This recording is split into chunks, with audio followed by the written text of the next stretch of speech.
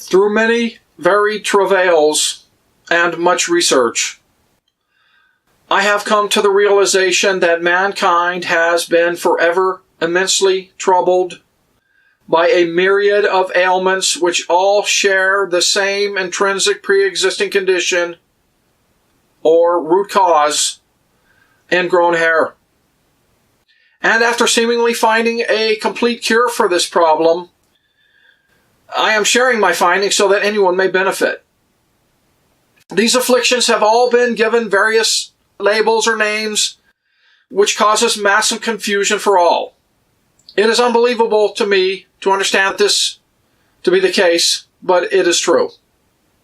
In my opinion, they should all be renamed for the real causal condition, ingrown hair, and also treated as such, and not remain named by some after effect like a microbe or whatever that comes later only because of the pre-existing illness. This information should revolutionize our current understanding of how to treat and ultimately cure many of these misnamed diseases.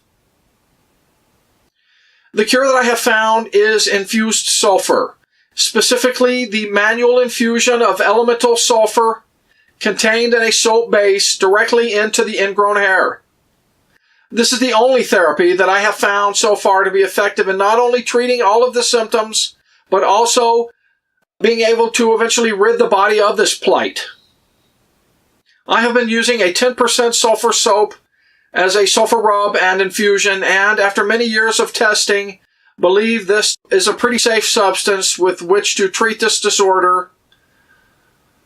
Granted, certain behaviors are followed by the recipient of the treatment, and that it's good sulfur soap. I believe that this should become common knowledge irregardless of one's current medical status. I think that much of the time, if not most of the time, multiple sclerosis also fits into this category. Is it always caused by ingrown hair? Well, I think that the jury is still out on that, but would not be surprised to find this to be the case.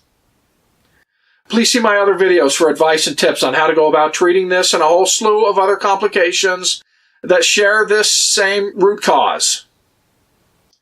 I always welcome all advice or criticism of any of my videos, so don't hesitate to give your opinion. Also, as I am not a credentialed medical doctor, please be sure to seek alternative medical advice before using any suggestions or information contained herein.